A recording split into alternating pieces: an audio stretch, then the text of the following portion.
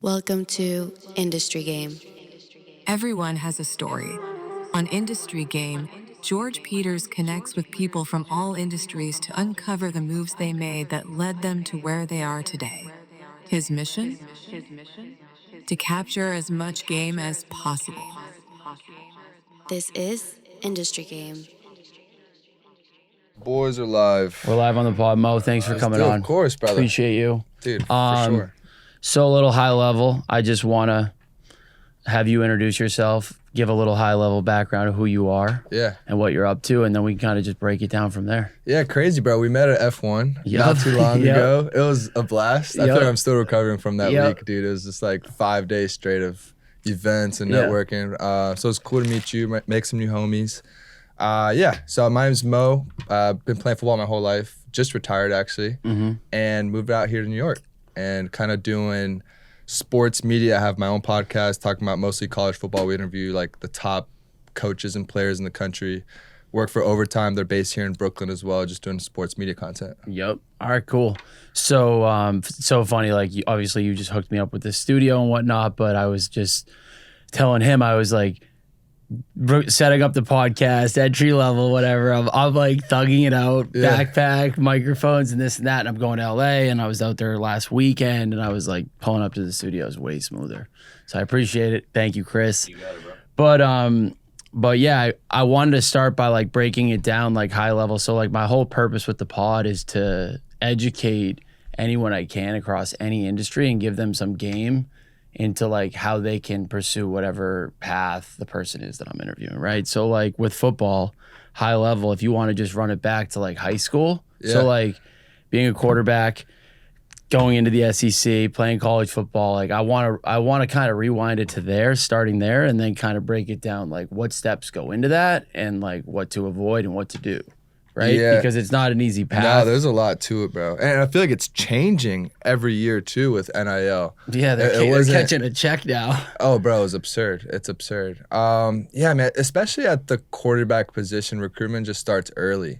So if you don't have, like, your offers, if you aren't committed by, say, junior year, it's going to be really tough. And they're not even looking at that point. It's just those cycles happen pretty early. Yep. Right? And so I had a bunch of injuries, and I ended up having to go junior college. So I went to, I don't know if you've watched Last Chance U on Netflix. Yeah, of course. Yeah, so that was me basically in the middle of Kansas. Middle of nowhere. A town called Coffeyville with about, 5,000-6,000 people, if that. One stoplight in the town. Yep.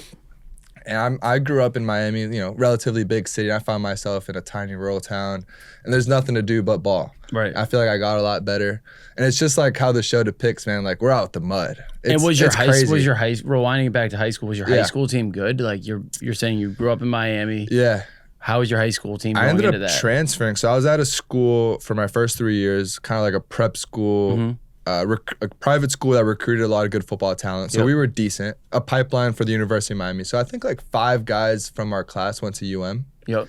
And then our offense coordinator left actually to take a coaching job at the University of Miami. So I transferred to a school an hour north in Fort Lauderdale in the hood. The complete polar opposite of my previous high school. And I mean, we had like kids bringing guns to school. We had lockdowns. We had, I think our graduation rate must have been 50%. Right. But your team was good? We had a good team. Yeah, we had a good team. So it was like literally you couldn't have a more different scenario. Right.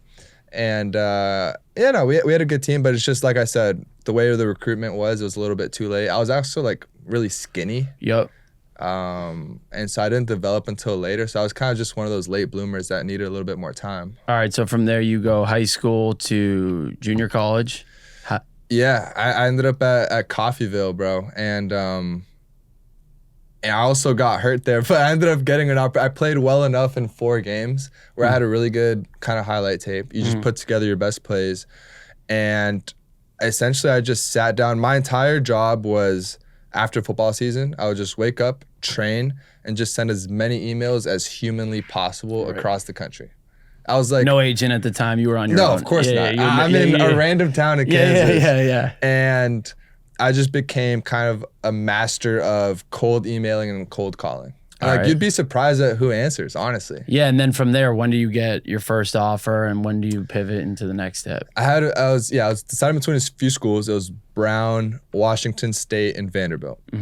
And Vanderbilt to me was kind of the perfect combination of like I wanted to go to a really good academic school. That was really important to me, but I also wanted to play high level football. And SEC is the best conference in college football. So that was like, okay, it was really like Stanford and Vandy. That was like the two places where you can kind of get both. Yeah. Maybe Northwestern a little bit as well. Yeah. I'm like, SEC's cool. You want to be in my head, SEC. I'm like, bro, I want to play Bama. I want to play Florida. You know, that's the vibe.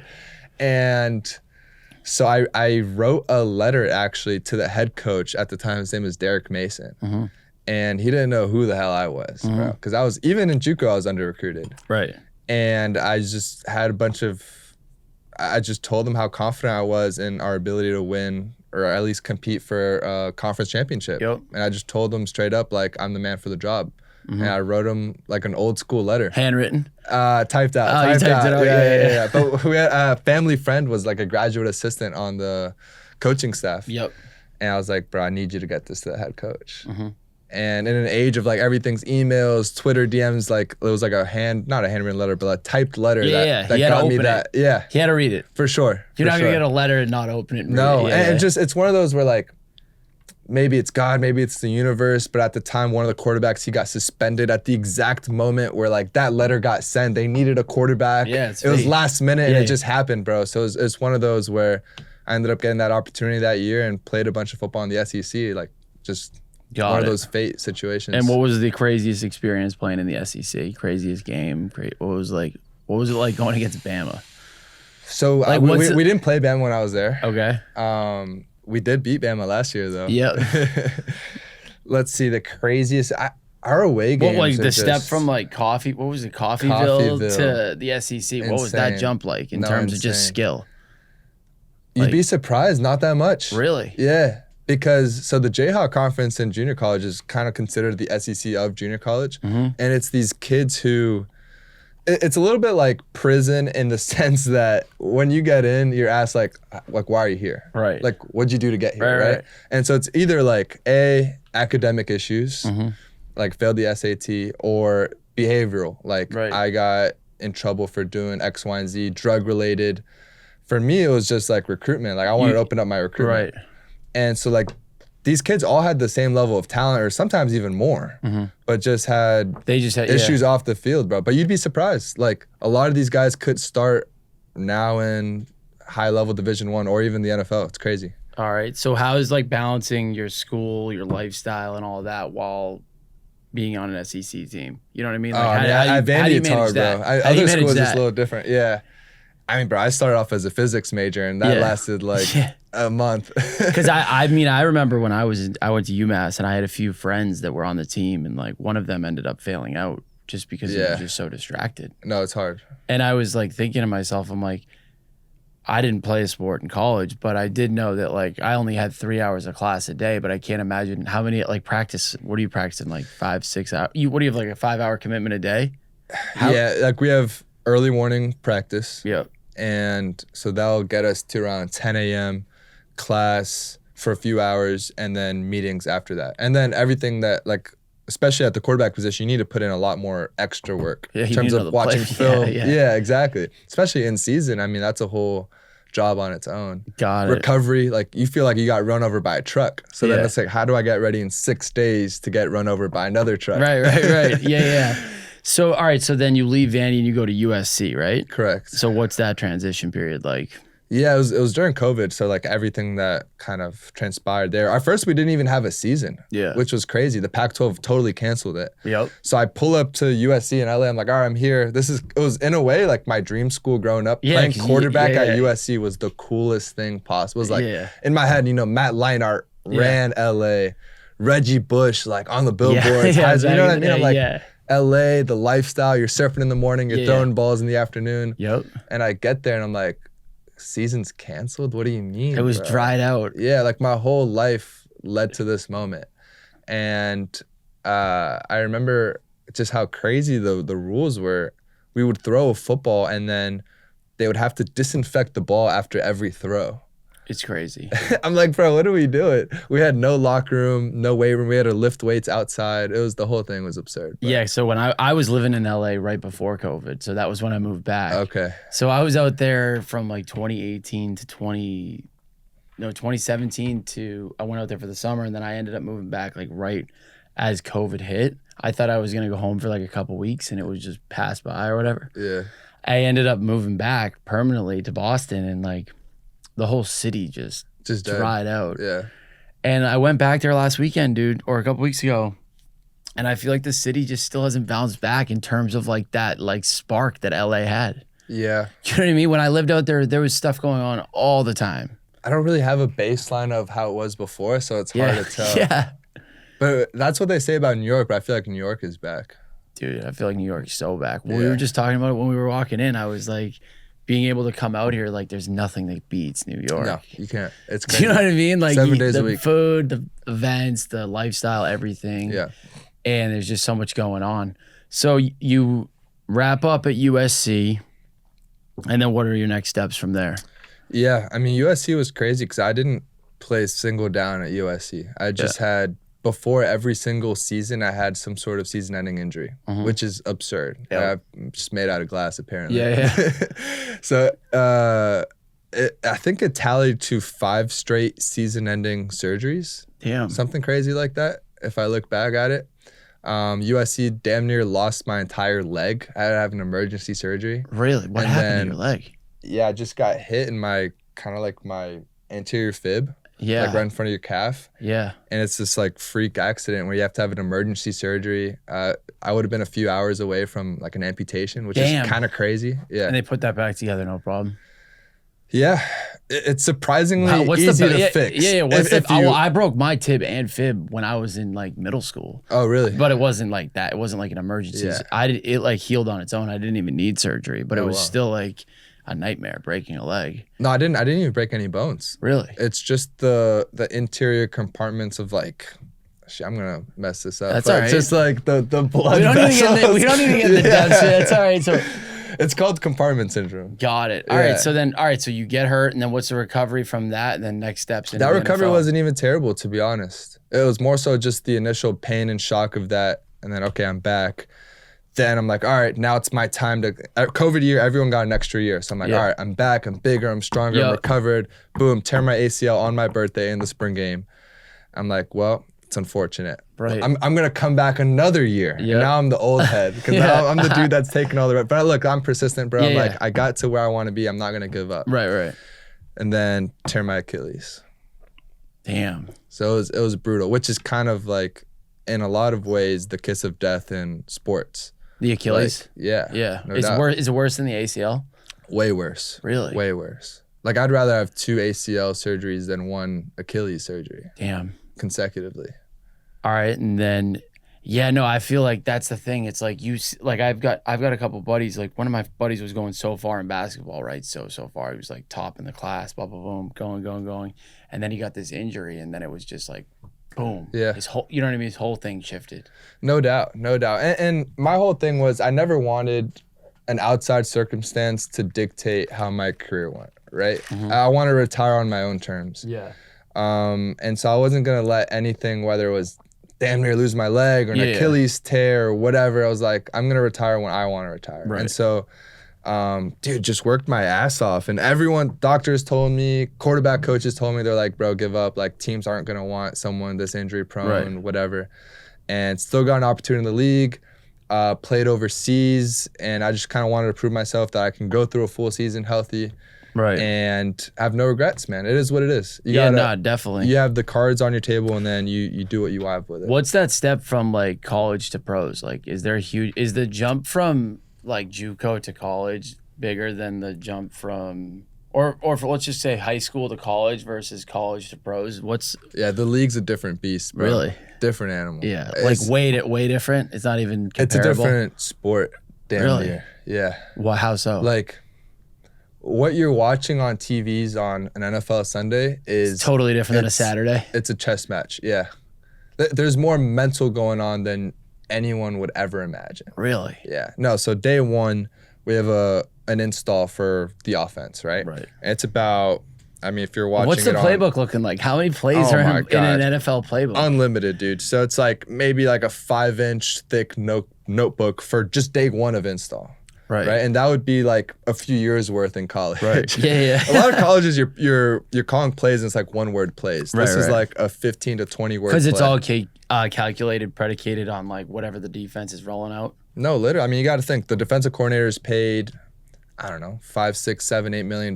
Yeah. And it's kind of like game theory involved, right? Yeah, so it's like a chess match. It's a chess match. It's really like, and it's like an inch of placement of your guard versus your defensive tackle and how that leverage plays into an inside zone versus an outside zone versus a counter. And from the quarterback's perspective, like you're the coach on the field, right? So there's a checklist of maybe 5, 6 different things that need to go on, and there's a play clock. So like you're looking at this play clock across. And you got to survey the field. You've got like 10 seconds. Once you break the huddle, all right, where's this one technique at? This outside linebacker, he's a shade outside of the tackle, but the strong safety, he's about a yard in front of the free safety. This corner's looking inside, looks like he's got inside leverage. And it's just like the processing speed is absurd.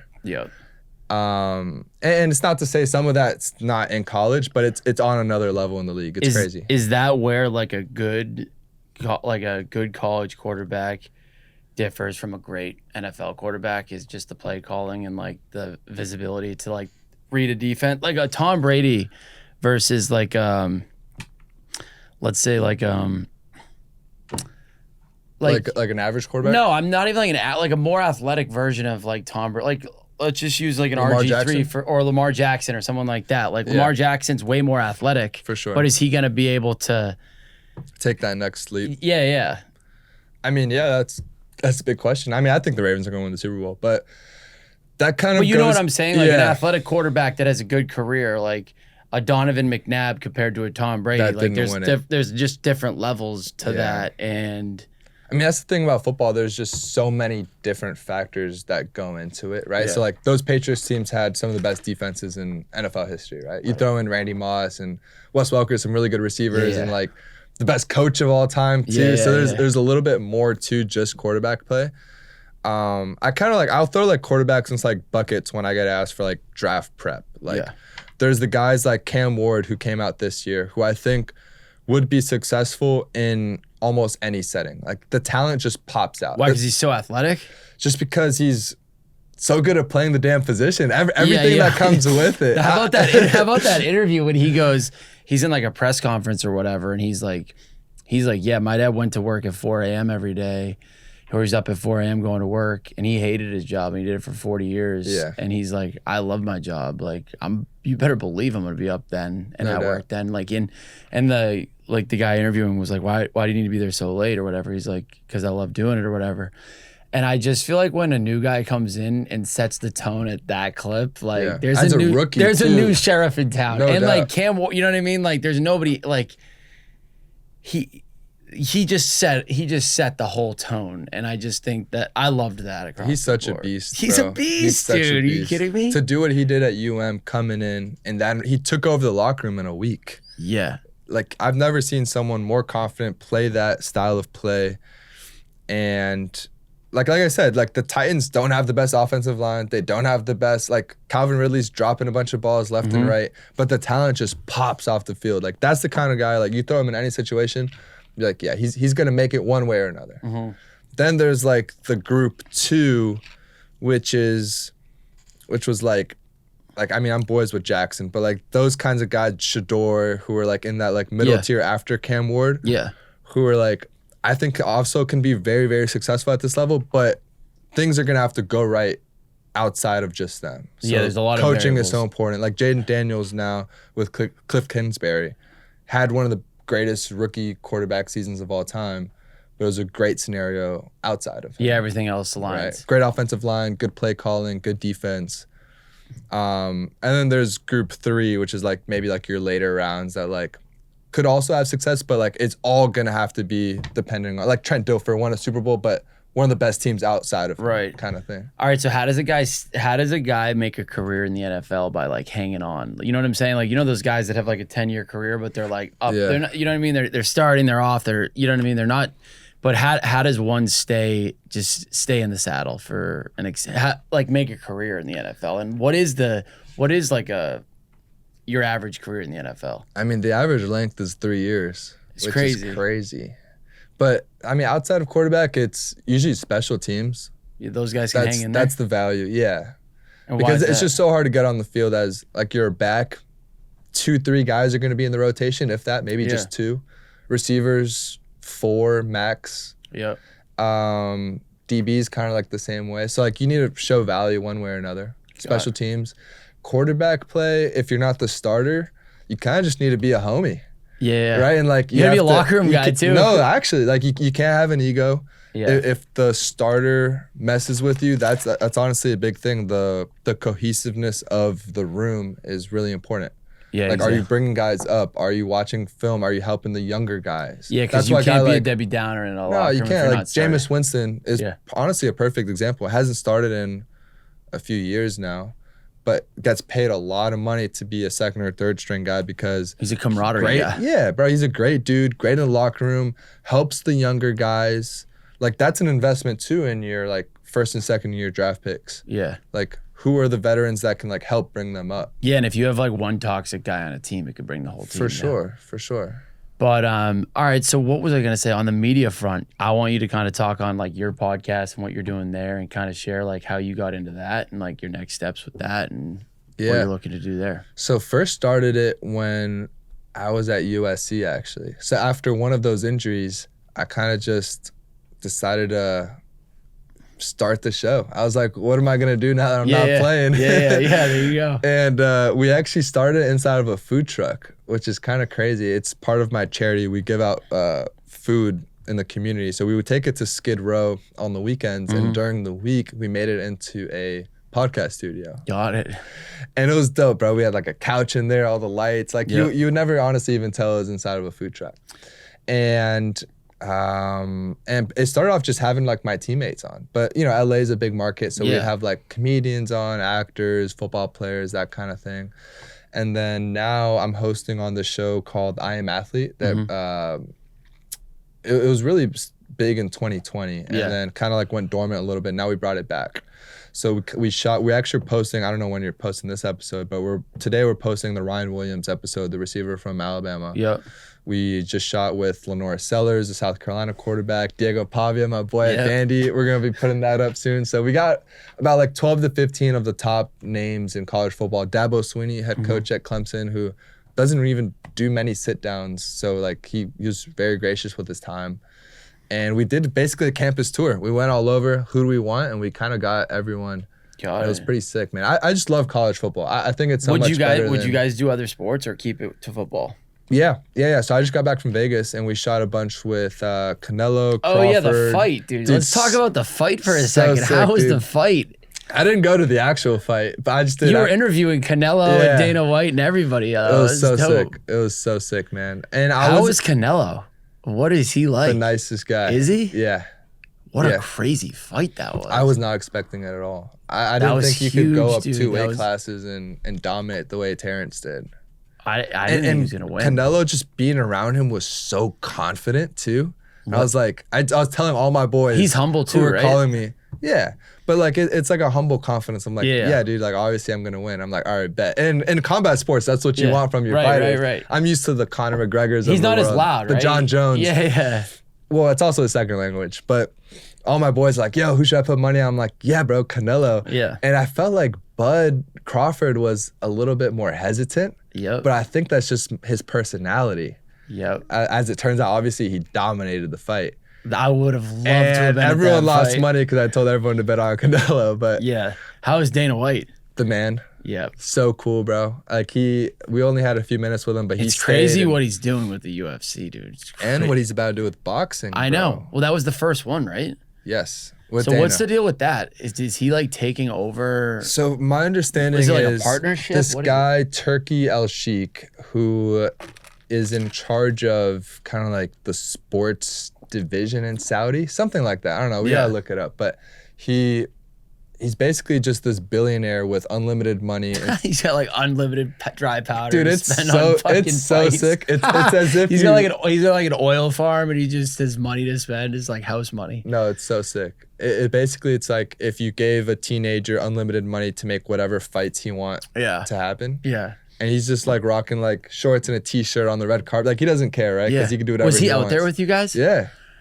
But he's the man. Like he's everywhere. Wait, so where's he from? Saudi. Saudi. I got it.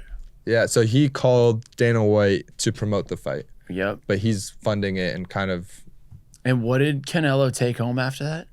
Like they said over 100, allegedly. It's crazy that this much money is just being shuffled around for these fights. So, all right. So the fight. So how long were you out there? I was there. I got out there Tuesday and I left the day before the fight. What do you think about Vegas? The craziest place. It's a crazy place, dude. I need like 4 hours tops in Vegas. Or no, 4 days tops. Even 4 days is too much. Yeah, no, literally. The Super Bowl was there 2 years ago. And that was even crazier because it's Radio Row during the day and then parties and after parties. Yeah. And then for me, like I'm there for work. So I'm doing this kind of stuff in the morning. So I got to wake up at like 8 or 9. Yeah. So we're getting like 2-3 hours of sleep and like, all right, like now you're on TV. Yeah, you got to turn it. Yeah, you got to turn it on. So a lot of Celsius is being drinking. Yep. So like speaking of that, like a weekend like Super Bowl or whatever, are you doing that for like you're getting more into like you did that with the fights? Are you doing that with all those big types of weekends like we met at F1? Yeah. Are you leaning more in media for stuff like that as well? I would love to, bro. I mean, I'm just a fan of combat sports too. So I had reached out to the marketing team at the UFC and I was like, hey, this is a win-win. Like we have a big platform. We can promote the fights and your fighters the week of the fight. And we get content on our side and you're promoting the fight and getting eyeballs on your side. So it felt like it made sense. Yeah.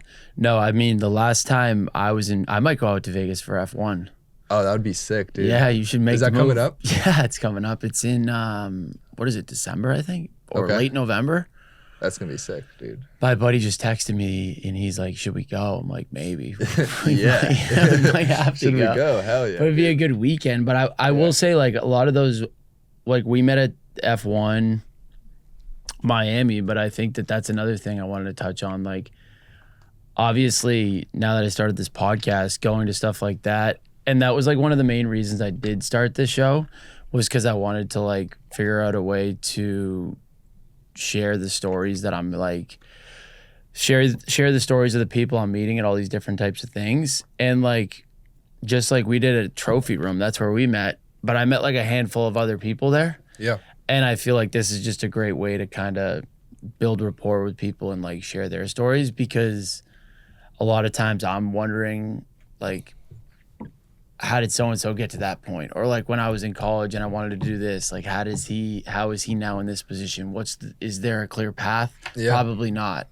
So that's kind of why I started the show. But like across the board, those events have been like just the people you meet. Yeah. No, but speaking on to what you're saying about the podcast, the very first podcast I ever listened to was Tim Ferriss. I don't know if you ever heard of him. Yes, dude. Yeah. He's the man. He's kind of like the OG. Tim Ferriss is the OG. What's his book? The 4-Hour Workweek? He has a bunch of different ones. I really like Tools of Titans.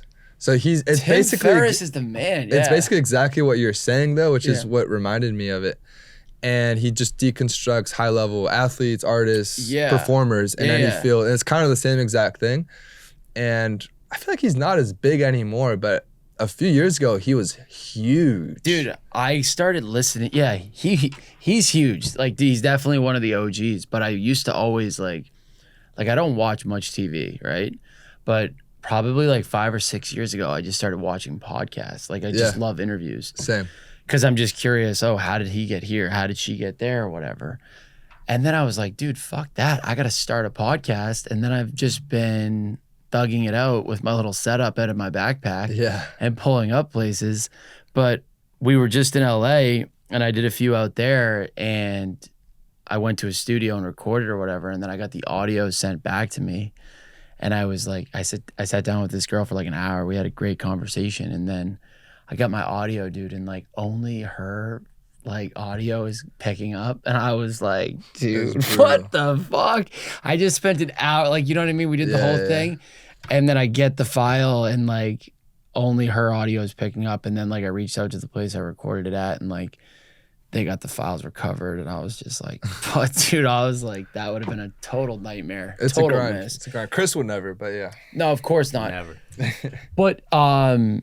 But I just think it's a great way to sit down with people and like hear their stories, and like it's just what I've started to realize is like, obviously I just started, but it's a lot easier to sit down and have a podcast and share someone's story than to pick somebody's brain over coffee like that. I agree. Yeah. You know what I mean? No, for sure, for sure. And I guess a little bit of like how I even started it was we would always be just kicking in the locker room or just at the crib. Like my house was the football house. It was kind of like the Blue Mountain State version of like, shoot, what was there? The Goat House. I don't know if you've ever seen Blue Mountain State, but like it was like an exact replica of the Goat House. And so we'd always be like, bro, these are great conversations. Yeah, I mean, obviously if like we cut some pieces out, but we're like, why don't we just stick a camera in front and a mic and just like, these would be like, honestly, just no script, just shoot the shit. Yep. And that's honestly exactly how it started. And those are like the best shows, right? The like best. That's why I love Rogan, because they just sit down and get into it. No, absolutely. He just talks about whatever. And I've listened to like 4 hour. I've watched 4-hour episodes on my TV. Yeah. But can you touch on your nonprofit and what you got going on there and how that started? Yeah, no, I know for you sure. spoke on it a little bit, but bro, really exciting stuff coming up with that. So yeah, it's called Second Spoon, and started it while I was in school. Actually, originally, we take the surplus foods from different restaurants, grocery stores, dining halls, and then we basically feed the homeless with all these like extra surplus nutritious foods that they're producing. And we were like, okay, how do we deliver it? So we got food trucks, and because usually like food banks are great, but they're obviously stuck in their own spot and a lot of people can't reach them. So we're like, okay, let's get the student athletes involved at every school, like me and all my teammates. Let's bring a big speaker on this food truck. Let's make it a whole event. Let's go have fun, interact with the community, and we give out food. And it was like, it started off really small, honestly, in Miami, where I'm from. Oh, so you started in Miami? In Miami, with the University of Miami. And then when I went to Nashville and Tennessee, we did it there, LA. Then a bunch of other schools started hitting us up like, yo, we want to do it out there, like Baton Rouge, LSU. We even expanded to sub-Saharan Africa. So we did a big distribution in Zimbabwe, hosted a camp there, give out a bunch of food. We're talking to the Olympic Committee about partnering with them for like Milan Winter Olympics, Summer Olympics, and you're LA going to the 28. Olympics, right? Aren't you in the Olympics? That's the plan. Yeah, for summer. Yeah, dude. That's right. Which is kind of crazy. Just a bunch of side quests, honestly, recently. Nah, that's dope. And and so my friend Jaden Smith in LA, he has a similar situation. It's called I Love You Truck. And so he has a food truck and I have a food truck. And so we've given out food together on Skid Row at LA as well. So Jaden's been great. Hopefully going to be partnering with him with the whole Olympic stuff too. My friend Harry Hudson, he's an artist in Nashville. So he has something going on with the hospital with the pediatric cancer patients. So we're about to go, I think next week actually, and give out a bunch of food to those patients as well. So bunch of really cool projects that I'm passionate about, man. And honestly, like you meet really cool people too. Like those guys I wouldn't have met if it weren't for some of these projects. Just like-minded individuals doing giving back. Things. That's good. And feels good to give back. And I think when you work together too, you could do like that effort compounds. So you could do more for sure versus on your own. No, that's a fact. That's a fact. Cool, man. Well, so and you've been in New York. How long have you been in New York? A month, dude. Are you loving it? Loving it. Yeah, we touched on New York. It's so different than. So I lived in Tokyo. There's a lot of shit going on out here, man. Oh my God, bro. You have no idea. You lived in Tokyo? I lived in Tokyo last year. How was that? Crazy. Absurd. Shit, I bet. But what I was getting at is, like, it kind of left me wanting to live in a dense city like that again. Yeah. Where there's just so much going on. And New York was the closest. Yeah. There's a lot of action. Yeah. Nah, I mean, every time I come out here, whether it's the people I'm hanging out with or where I'm at or whatnot, I just feel like I leave here feeling like charged up. And I feel like when I go out, I can either like go out and be surrounded by people that like inspire me and like motivate me to like get up and get after it, or I can go out with people that kind of like suck the life out of me. And like I don't, you know what I mean? It's not, it has nothing to do with like how much, like if I'm drinking or whatever, I could go out here, I could go out there. And if I go out with people that are like charging me up and like inspiring me versus like people that are kind of just like for sure downers and this and that and just talking about the weather, like the next morning I feel so like, you know what I mean? I feel the anxiety, the attitude's different. The attitude's different. I feel like the people that I hang out with out here are a lot more ambitious. And I'm not to say they're not in Boston, but I'm saying like the amount of people I've met out here that are. I like that even in like girls too. I mean, I know you have a girlfriend, but it's like,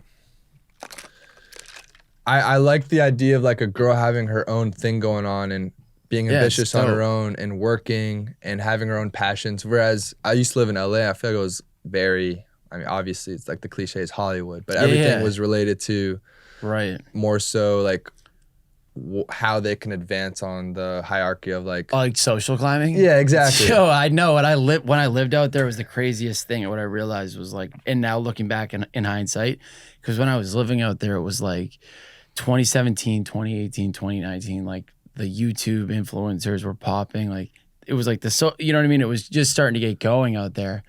And I just remember like clear as day, like there were like so many different groups of people that just hung out. Yeah. And they just didn't do anything, and they just like hung around like like you know what I mean, the influencers, which is cool. But if that's every single girl you talk to, it's like, all right, like what are we doing here, right? It gets old and then real here, quick. like I'll go to a dive bar and it's a girl that's beautiful and she works in finance and she went to like this great school and she has like all these dreams and I'm like, okay, like honestly, that's crazy refreshing. I was like, I didn't even know that existed, man. This is awesome. Definitely, and that's what I feel like LA. Compared to New York, is I just feel like everybody's a little bit more buttoned up here and takes himself a little bit more seriously. And I feel like LA, I mean, I love LA, don't get me wrong, but I feel like everybody's a little bit more buttoned up here. But I think that what I do like, and I try to surround myself with, is people that are like going towards something that I could care less what it is. For sure. But when they have something that they're trying to like pursue, have a goal. And they're just like, they've like just stepped into the character of like trying. Yeah. That, you know what I mean? That energy, when you can be around that, I respect the hell out of that. Absolutely. And in friends, any field. In any field. A girlfriend, if it's your boys, if it's anybody, yeah. 100%. But and that exists more, I feel like, per capita in this city. Totally. That's why I love coming out here. And I mean, I also think that coming out here like on the weekends and stuff to see my girl, now having Chris with the stew over here. Shout out to Chris. So she lives here? Yeah, she lives like 10 minutes from here. And it's just been great popping out here. We'll go to events and stuff. Like we always talk about events and shit. Like there's always stuff going on. And like, it takes me like 3.5 hours to get out here. Yeah, it's nothing, dude. That's it. You got to come back more often, bro. I know. I got some work I got to do back home. You know what I mean? I got to keep it moving. But you're the boss man though. You can just tell. You delegate. Nah, I'm working with the fam back home, and that's it. But yeah, bro, the show's been awesome, bro. How long you been doing the show? Dude, I'm like 10 or 11 episodes in. I've got 12 in the queue. All right. Or no, I don't have 12 in the queue, but I have a couple that I haven't dropped yet. But and have you been clipping everything up for like Instagram and TikTok? Dude, I haven't started clipping it. Okay. But clips are big. I gotta start getting the clips going. But other than that, try to keep the show rolling. And I'm excited about it, dude. And I appreciate you coming on. No, of course, bro. But I have a few wrap-ups that I want to run by you. So I got a very important question. If you could have dinner with 4 people from any time period, who would they be and why? And where are you going? I didn't know where you're going to eat. You know what I mean? Oh, like what restaurant? Yeah, what restaurant? That's crazy, bro. I'm not gonna lie. I had a really good Italian dinner. I don't know if you've been. Emilio's Bellato. I haven't been yet. I've heard great things. Oh, fire. Yeah, I'm a big Italian guy, bro. Me too, dude. Yeah, Me too, You can't beat pizza and pasta. And it's just like big New York portions. It was like, all right, this is lit. Yeah, you settle in. Yeah, but this is lit. Damn, all right, this is a good question. 4 individuals. I think Elon would be really cool. Got it. I think Elon would be really cool. I think I'm a big Roman history guy. I know that's like a meme. Yeah, go for it. I like, I think Augustus Okay. is fascinating. Yep. I would have had Marcus Aurelius on my. I also, that's my favorite book, Meditations from Marcus Aurelius. For different reasons, I think they're fascinating, but I would definitely go Augustus. Let's go Genghis Khan. Okay. I think the greatest military mind in history, as well as, I mean, he's also a very terrible person, but that's a different thing. Yeah. Killed a lot of people. But just in terms of like deconstructing their mind, Yep. that would be 3. And as a 4th, I have to think about this a little bit. If you want to keep it at 3, you can keep it at 3. There's just so many options, though. Who's your 4? As I finalize here, I feel like my 4, I got to go with Jay-Z, Tom Brady. Are you going all current? Yeah, I'm going pretty current, honestly. I'm going Jay-Z, Tom Brady. Shit. Now you got me thinking. It's tough. So Jay-Z, Tom Brady. Damn, I might even put like Eminem on there. Really? Maybe. Okay. I don't know yet. A lot of music. But I mean, Tom as a Boston guy. That's I mean, fair. I think that like I'm just so fascinated by Tom Brady's discipline and focus, and just like he just focused on that. And I just think he put his blinders on and he just excelled at it. And he got an A+ at what he did. And then I think Jay-Z is an absolute, like, I just think he's a fascinating guy, and seeing what he's been able to build and how he's built it and how he's been able to navigate this and move for sure in like 50 Cent too, bro, in such a way that's like he's just moved so quickly to the top in an industry that's like so hard to navigate. So I mean, and his music's awesome. So Jay-Z, and then damn, I think that like Jeff Bezos would be cool. Yeah. Because obviously I work in manufacturing and shipping and logistics, and we deal with all that, and the scale that he's moving shit around this world at the pace he's moving it at, that would be an interesting one. And then I might even have,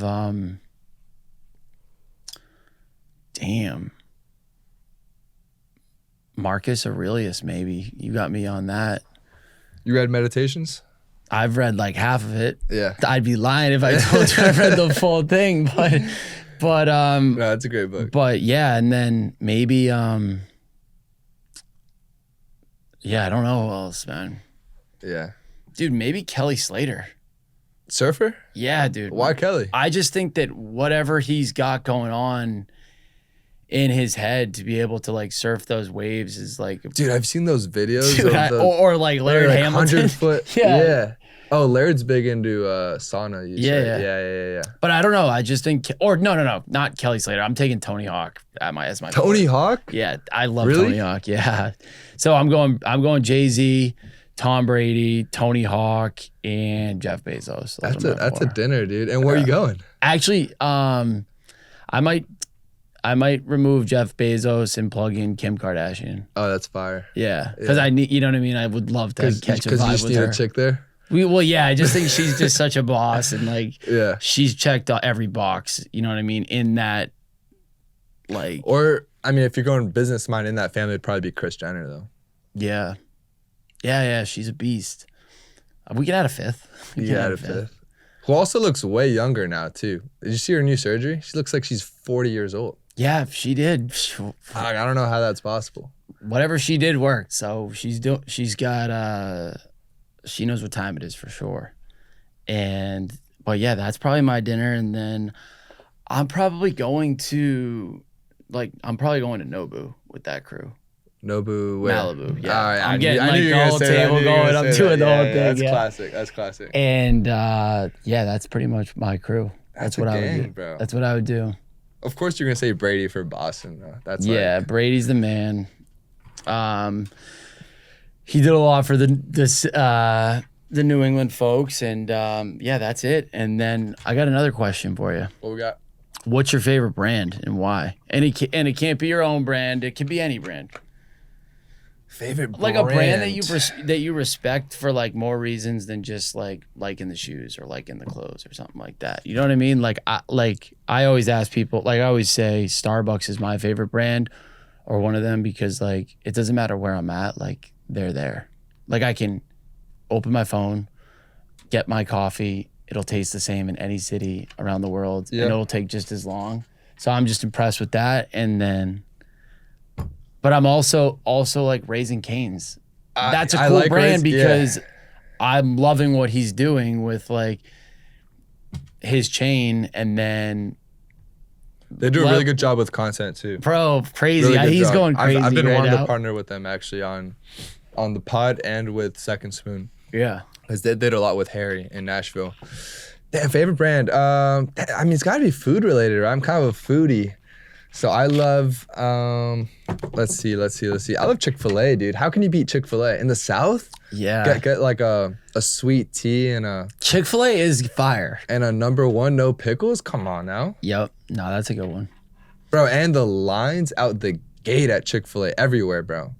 And like... the ability to remain confident, like, all right, we're not going to open up on Sundays. How much money are they losing for a seventh of business? It's kind of crazy. Yeah, no.